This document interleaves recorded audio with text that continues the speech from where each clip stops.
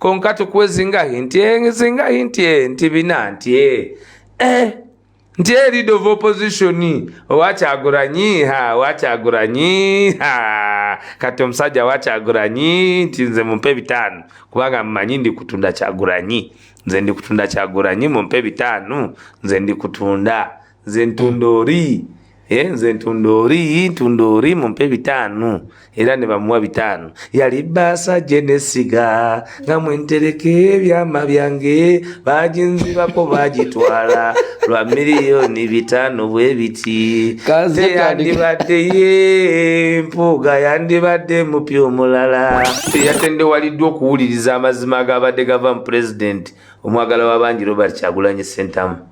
abasoga gwe twatuma Ngobi era ono byamugambye byamukayidde ng'omususa naga nti genda nze mbitadde ate Masaka gwe bwenzijyewo n'otasobola kwogera abaana bo ne bagamba ataata sirika oyogera nnyo bulijjo sirika ebyogera tebigasa leka bali abagenyi boogere asaba baswaleko n'agamba toyinza kubanga walina enkumbi ekabala nekoola gwe n'osigazaako muyini olw'obusente busente ekyobo miliyoni 5 kakati ne Father Kibi ayongeddeko n'agamba nti lwa bifo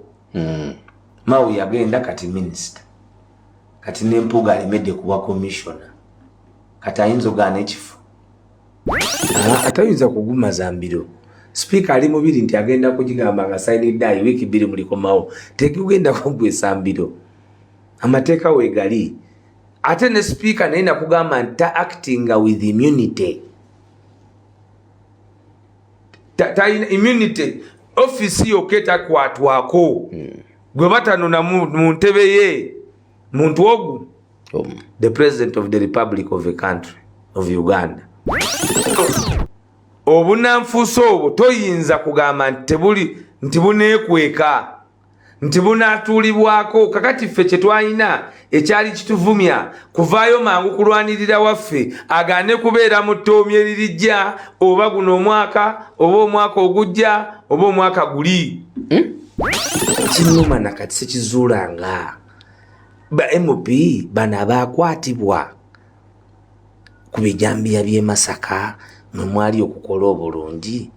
kinsumbuwa nti yatunda ki kubanga teziyinza kuba bubeezi sente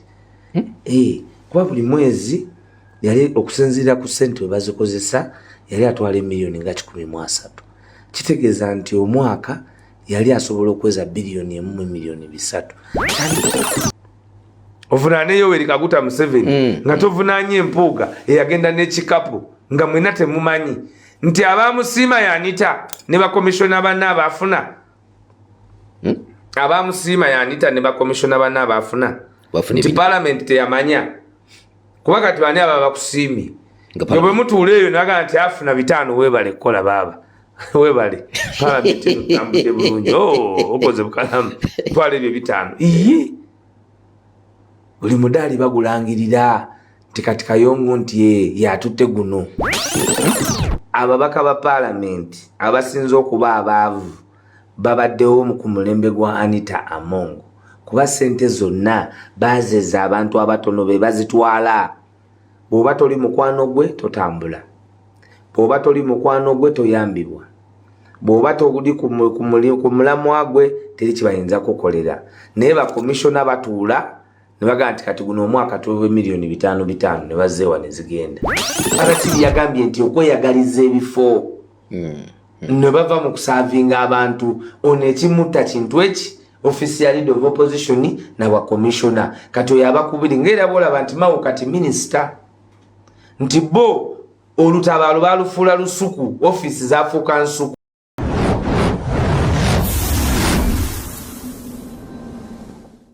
tetuyinza gamba nti embeera tetambula bulungi tetambula butya naye ng'obuvunaanyizibwa bwatuweebwa tugezaako okubutuukiriza mu mazima ekikulu si kya budde naye amazima wootendewaliddwa bannayuganda bateekwa okumanya nti abannaffe batendewaliddwa woyina course balina okumanya nti akati bwe tutambula. Ennaku zino mu generation eno tukita communicative politics nti ebyobukulembeze tokyasobola kubikweka mu kisenge. Ky'oba olaba nti ne kabaka wa Bungereza avayo naga nti bannange nti bwe nagenze mu ddwaliro nalabyemu obuyinja bwa prostate cancer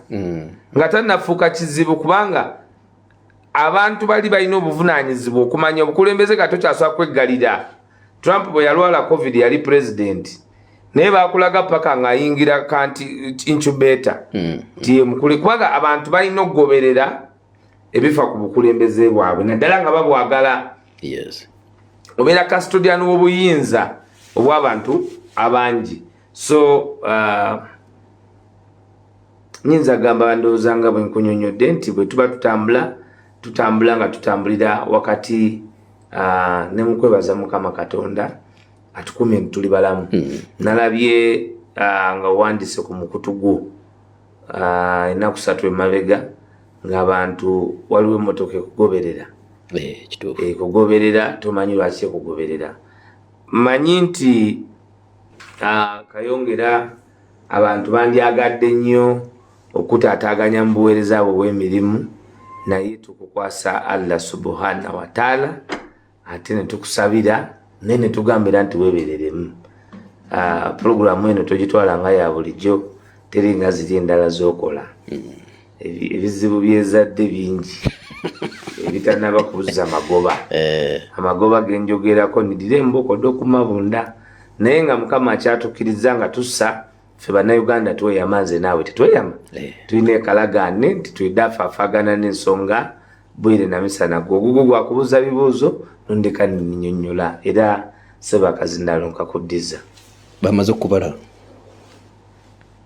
ekyo nzikiriza nkiddemu ekijja.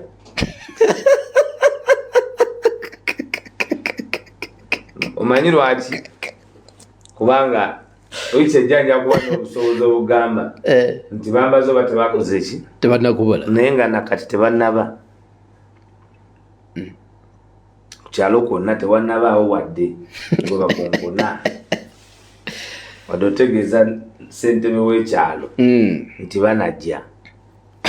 Ugambye ekyo tujja kirabako wekijja kyekyokubala kyafa.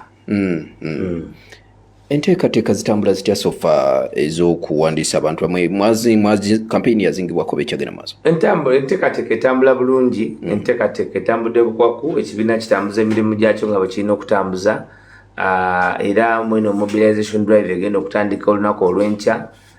ewaffe Busoga e Kamuli egenda kwongera okuliikiriza enteekateeka eno ey'okulaba nti mobilizinga abantu baffe okuyingira ekibiina kya National Unity Platform nga nakyo bwe kikola enteekateeka n'okusala empenda ez'okuyita mu constitution okuwangula owannakyemalira mu Uganda. So enteekateeka zigenda bukwaku. Kaadi zeeyongera okudeeta ennyonta mu bantu. Tumanyi nti tetunaba kuproducinga zimala naye tulwana naffe okulaba nti resources kubanga kaadi nazo ssente nnyingi eziba zeetaagibwa. Bw'okuba kaadi miliyoni 4 n'ekitundu oba weetaaga okubeera ne biliyoni 4 n'ekitundu. So tugezaako ssente z'oba toyina. Ekyo kyetukulaga nti cost of an active political party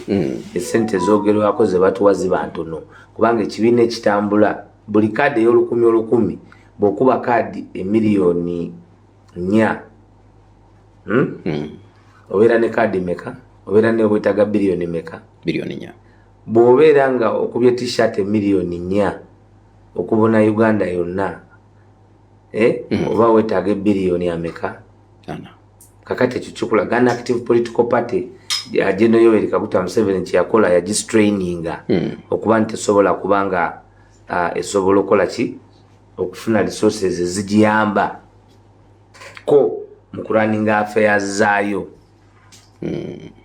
Oba tuli wamu? Kufuna bulungi wazo. Yes. So campaign ekyatambula naye campaign etambula naye nga bwe nkugambye nti tugezaako okulaba nti moving as fast as possible naye omanyina bulungi nti bakijjanya abantu baffe ne bakwata materials ne bagenda nga bakijjanya abantu baffe gye babadde gye ba centers bawandiisiriza basindika security negera netisatisa abantu bafuukula ewa Honorable Nyeko ng'olaba tebafuukulayo kuba balina kye banoonya ekinene naye banoonya okutwala kaadi ezo. So bagezaako okustraininga National Unity Platform financially mu activities zaayo bakwata abaana bakwata engoye za National Unity Platform eziriko ekifaananyi kya Kyagulanyi bw'ogamba nti kaadi ey'olukumi kaadi emu eya siringi 10 kaadi emiliyoni 4 zibe biliyoni 4 olwo t-shirt bwe bakwata t-shirt za ekibiina 100 baba kutte sente mmeka so bakikola deliberately ne bazingako ebitebe byaffe ne babivandalizinga ne batwala abaana baffe mu makomera n'ebirala okwongera okulaga nti n'okulaba nti ekibiina bakitwala mu kooti kwegamba okwongera okutiisatiisa abantu abandibadde bajoininga struggle abantu abandibadde bajoininga ekibiina babateekako embeera ya fear and isolation ku ebyo bye babateekako ekiseera kino nti kati bakwata abantu bakondeminga ovulo bakuba abantu bawamba abantu bagezaako okuteekawo a dark end nti omuntu yenna agenda mu NUP obanga already eyewaddeyo okuyingira mu geyeena naye twagala okwebaza bannayuganda ennyonta obwagazi kubanga tetukiikirira bantu tukiikirira nsonga. Yes. We are a representation of the people. Era omuntu yenna ali mu eno ensonga alina okumanya nti ffe tukiikirira nsonga eriwa okuliberatinga ggwanga Uganda okuva mu mikono gy'abannakyemalira si bantu. Era we tusinza okwawukanirana nti the only reason Munnayuganda lwaki ogenda kumuinfluencinga okwenyigira mu kalulu, the only reason lwaki Munnayuganda ogenda mugaana okukwata emmundu nti gwe oyagala kozesa kye batakozesangako okuwa Munnayuganda eddembe lya muzukulu we nti ogenda kukozesa kye batakozesangako okuwa eddembe okucreatinga platform y'eddembe lya muzukulu we kyetufuula civil. Kubanga bwe nasoma obutabo ne manya nti Mustard Seed nti bapanguluka abantu 27 ne bagenda bakwate emmundu ne bayingira ensuku naffe tomanya twandibadde abagezi nga 4 oba abagezi nga 10 kati tuwera oba abagezi nga 2 ne tugamba nti tugenze kuyingira nsiko no matter the results naye no ensi ekyuse kati olwaleero ebya military hardware ng'ogyeko wano tebikyali bya wansi tyosindisa abajaasi bameka sobola okusindika abajaasi 10 ate bali ne bakozesa drone edge ne bakuba ne bamalawo. Wawulidde owa Iran President Ephraim Rais golowooza ati tekinologiya gyali mungi nnyo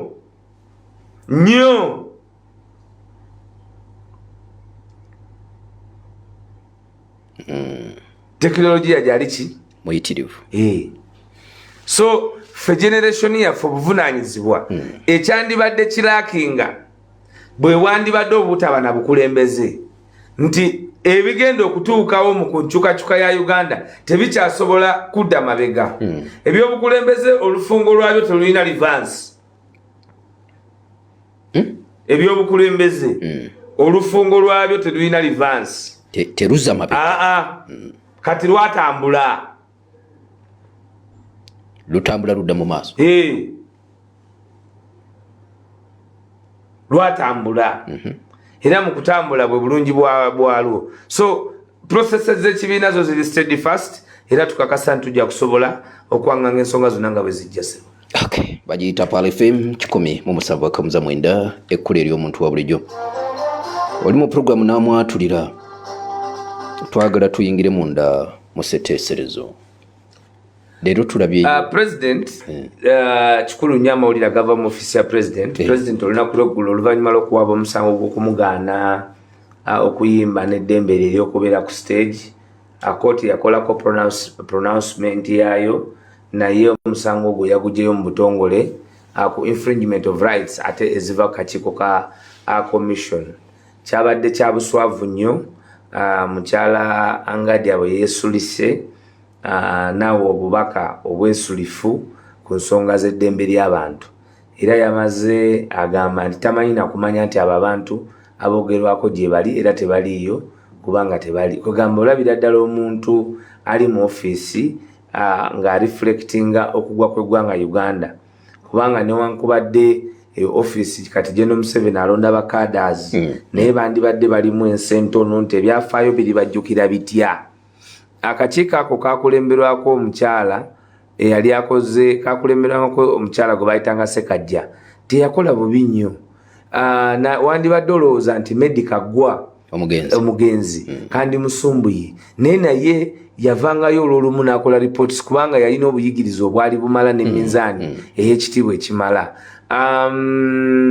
Kwegamba kya mukisa mubi nnyo nti ate n'akakiiko ako akatono kadigeneratinze bwe katyo ate tekakoma ku president yekka kagibwamu n'obwesige mwambulera y'aba human rights mu nsi yonna bagenda mu lukiiko nebagagubangajja mufulume mumuli eri muli mu kubonyaabonya abantu kakati yoyo omukulembeze gw'olina naye mwennyini akulaga nti ali mu buwambe okitegedde. So president yatukoze bulungi nti n'ebyo yabiziza mu kooti y'abantu okulaba nti abantu be basalawo. Nina kyenjagala olambulule ku nsonga eyo. Ensonga eyo nabadde ngigoberera bulungi. Kiki ekyatabudde ssentebe w'akakiiko k'ebyokulonda w'akakiiko k'eby'eddembe ly'obuntu atuuka okugamba security ono mujje wano anti oli yamubulidde amazima nti olina kyekubiira ebintu ebikwata kifuula nnenge tusaanidde kuba mu ofiisi eyo era olimu nekobaana okuba nti ebintu by'abantu baffe babonyaabonyezebwa. Nalabye nga President Kyagulanyi yabadde tayagala kuwuliriza ssentebe. Yabadde Nantebe ye yatendewaliddwa Nandi yatendewaliddwa okuwuliriza amazima agabadde gava mu President omwagala w'abangi Robert Kyagulanyi Ssentamu abasoga gwe twatuuma Ngobi. Era ono byamugambye byamukayidde ng'omususa naga nti genda nze mbitadde kubanga ebya President gwa akakiiko oba akakiiko katono nnyo. Nina kyesaategedde bulungi kakati omusango guno akakiiko ke kagugobye oba ssentebe gundi President yaguggyeyo? President yaguggyeyo yaggyeyo ensonga ezo kubanga oli angadde olaba alina amaanyi bwe twali balayiza Balamu endulu yavuga ne mukuba endulu nti abasibe bagenda kuvaayo kati bali luddawa nakugamba ki ffe tukulemberwa generational vision bearer His Excellency Robert Kyagulanyi Ssentamu bagamba birds of the same feathers fly together wakasoma ku message the birds of the same feathers fly together kati ffe tetuyinza kubanga tuwa ne President Kyagulanyi twalobanu nakumagezi. Nina kenjagala olambululemu ku katono nsonga ki ezesimba President Kyagulanyi ze yayimiriddeko bino kambite? Justice delayed is justice denied. Commission bagiwa ensonga eno mu 2017 tuli mu 2024. Hello otegereka yongo akakiiko ate ffe tugezaako okulaba nti Munnayuganda amanya nti buli kimu kyakolebwa nti buli kimu kyakolebwa. So twagala okwebaza President Abannayuganda amawulire ago bagalisivinze n'essanyu lingi nnyo okulaba nti President akyali ku mulamwa ogwo gwe yatandikirako ogw'okununula Bannayuganda nti tebifiira ku ye tebitandikira ku ye naye birina okuba nga bisobola okusaasaana eri Bannayuganda bonna. Waliwo akagamba akabadde mu kiwandiiko kya President Kyagulanyi eno gye kigwera ng'agamba nti kanve wano kuba ndabika siri safe. Nalabye akagamba ako ssentebe tekamusanyudde. Kubeera walabye nga abali mu byambalo ebitegulula bbomu bebaze mu lumu. Tewabalabye nga balese bali abajjaati ababala black ababeera mu ebyo byabatujju. So yali tayinza kubanga ali safe. Naye saategedde ekikulu ekyabadde mabega wa President okujja mu kakiiko kyabadde ki? Lwe lunaku lwe yabadde ayitiddwa for hearing kweyo ensonga naye bwe yatandise okuwempoza ye oli yabadde abiwuliriza okusala omusango n'atendewalirwa. Gwe wali owuliddeko omulamuzi alemererwa okuwulira obujulizi? Ssentebe Mariam Wangadya mulamuzi wacha uyu yagenze mbyafaayo nga omuntu oba naye tusagala tudde mu kumukayanya. Gavumenti z'abannakyemalira ziba n'abantu abo bonna. nina kyenjagalo nziri waizo yes mulamuzi abakute simanyi sinza manya byasoma nze nange namuwulira bamusomi awulira buwulize nti kati ali mu kakiiko tomanyi nti yajjira mu bizibu byakufiirwa bwe tufiirwa oli eyafiira emulago katono we yajjira twagenda owulira nti baleese nti ani tiwangaadya manya galina baba gajjawa baba bagatereka talinaawo oliko ddi yonna ndala okujjako okujja okumesinga akakiiko k'abantu bagiyita Pal FM 107 kamuza oba jjajjawo eyalwana oba gwe balyako ente simanyi naye tolinawo omugamba nti alina ekyobyefaayo tebamuleeta kubanga teyasinga eka ku ssomero nti bamuleeta tekirinayo ekikwataganira kintu ki naye nga ssemateeka emuwa amaanyi agawulira emisango egyo ssemateeka temuwa amaanyi emuwa buvunaanyizibwa naawe okusalawo emuwa buvunaanyizibwa temuwa nakusalawo emuwa kuwuliriza na kutegeeza nsi nti ebyo tebisaanidde kukolebwa naye kakati omuntu ng'oyo ye mwenyini yagamba nti n'akakiiko katwala tasobola kakubiriza kuba abalimu abala balina emmundu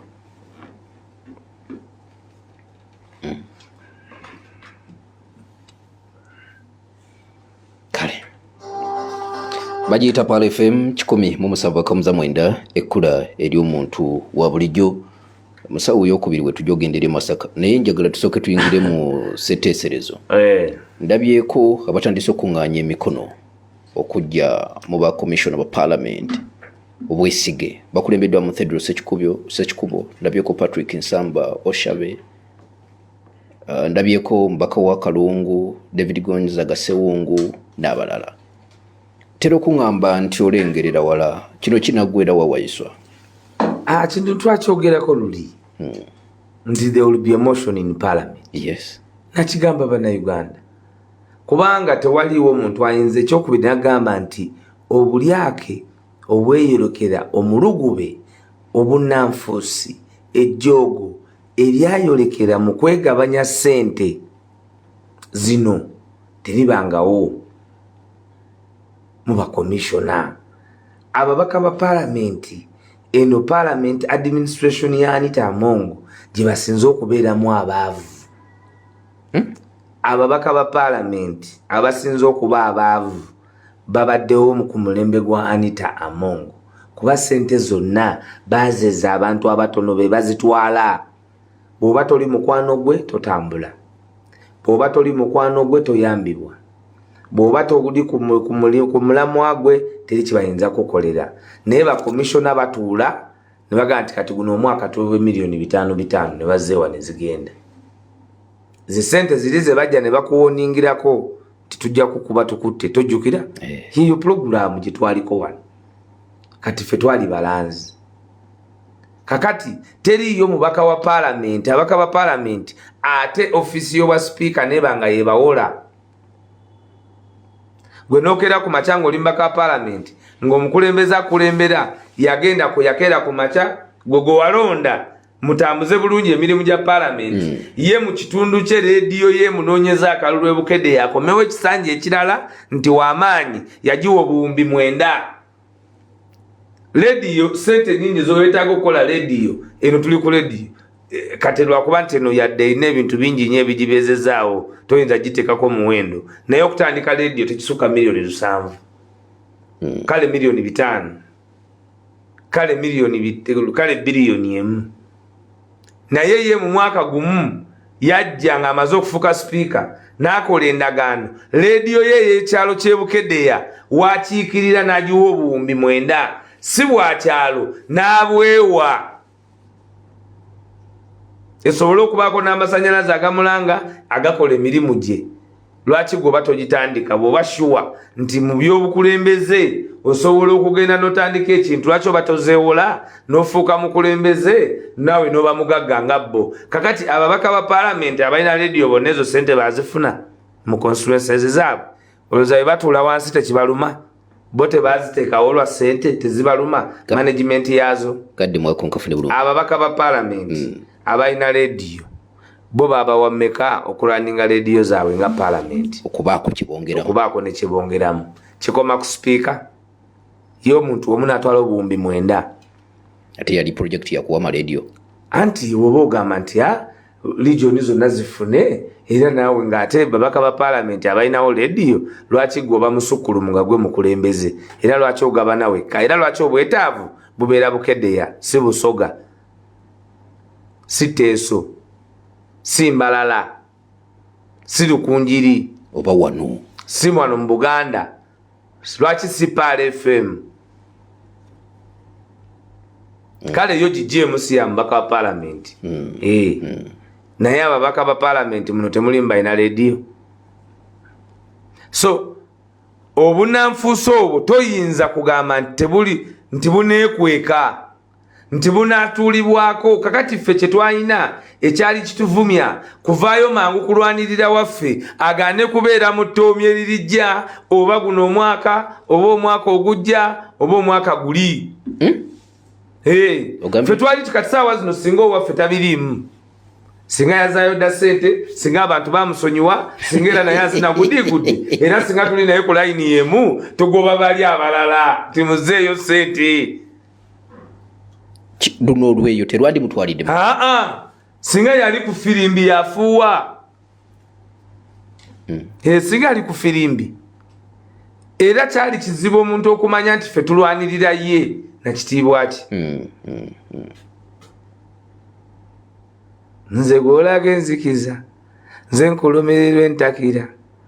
okategedde bajja kukutwala entyaja ogambe nti weeyayo Kyagulanyi nyamba ng'oli oli olaalifira mu maadi oyidde afira mu maadi afa nga aliwanika omukono nti baaba ninze mwidde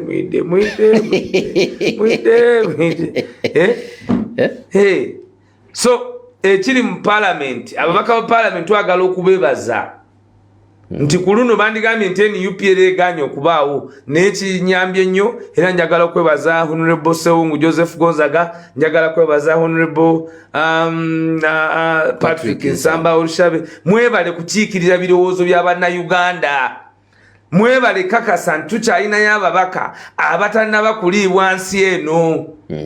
kubanga abamu babadde beetyanga okwogera kwa ensonga eno buli omu agyebalama naye manyi nti ababaka bangi nnyo era eno puroguramu naye tujja giwaayo okwongera okukkatira okugamba ababaka ba paalamenti nti buli omu ateekeko omukono ku ndagaano y'okulaga nti ekyo ekitongole kisobola okulwanirira abannayuganda ku nsonga y'enguzi tolina bw'ojja genda Lubowa ovunaane Yoweri Kaguta Museveni nga tovunaanye Empuuga eyagenda n'ekikapu nga mwena temumanyi nti abaamusiima yanita ne bakomishona banna abaafuna abaamusiima yanita ne bakomishona banna abaafuna nti paalamenti teyamanya kuba kati bani aba bakusiimye nga bwe mutuula eyo naga nti afuna 5 weebale kukola baaba weebale paalamenti tutambudde bulungi okoze bukalamu twala ebyo 5 buli mudaali bagulangirira nti kati Kayongo nti yatutte guno toyinza gaa nti wafuna omudaali guno oguteeka mu nsawo naye kati waguwanika nti naye nze nina omudaali nze bannange bagumpa buli mudaali baguteekawo ekiguteesa mu bulago ensi yonna ekakase nti oyo paati gyazanye yeeyo ekiteesa kuno every accolade buli mudaali guba naye guno ogw'omukanzu yagenda nagwo mukanzu mbwena ataddeyo ebinanene ebibiri ogw'omukanzu gw'otwalire ssente mukanzu eka muzaata yaganga nti oli yagira muki nti yagira muki yaziyitanga ki engoye z'abaseeka egonde engoye z'abaseeka tuzimanyi Kayongo ze bambala ze bateekako bamufuti tugende ne kanzu jagadde kiveeyo kanzu je katono Kayongo otandise zalinga ki Juba Juba yagambanga nti mufuti mubajja esente yayingire wasani basajja balaba n'azikuba Juba n'afuluma nazo kakati toyinza gwe kubanga wasiimibwa mu kimpowoozi kakati bano ne baga nti watutunda watulyamu olukwe ate nze olusi mpulira balowooza eyo nti bukyayi nedda kati olwadde tutwandikibaddemu kati bagenda kubasindiikiriza kigenda ku parliamentary record nti babakola ki babagoba kubanga bagenda kubagoba betaga ababaka 177 ab'NUP tugenda kuba wipinga tewaliwo nagamba nti ate ki nzo mbaka wange werubaga gundi wempangalira manya agenda tekako omukono honorable Kawalia Abubakar oyo musubira nti ogugwe tegwetaga kulinda kumacha alozi asimukasa kusubira otekako omukono Shamim Malende nkusubira otekako omukono Manjeri Cheba kutika musubira otekako omukono emikono gigenda kuwera tugenda kuwipinga ensonga si ya kusaga we are going to get involved ababaka mwebali kati awutandise okufuna parliament eyagala okuba n'ekitiibwa kyayo naye bali babalire mu muli abafere kanzu bayingire mu kintu batandike nti oli akwayambadde kanzu aduse ne milioni 5 tetumugambe kooti olw'okubanga nti tekisoboka zino sente za muwa musolo munange kakati ffe era ffe tugenda kwogera ku nsonga zino saagala obireete na mu programu eno kubanga ffe twabyogerako ne bagamba nti ffe tetwagaliza era ffe tulina fitina naye nga tugamba nedda kikyamu babadde bakunnyonnyola naye ensonga eno Ssekikubo yali agireetako ku floor speaker n'agigoba atayinza kugumaza mbiro speaker ali mubiri nti agenda kugigamba nga sayinidde wiiki 2 mulikomawo tegugenda kugwesa mbiro amateeka weegali ate ne speaker naye nakugamba nti acting with immunity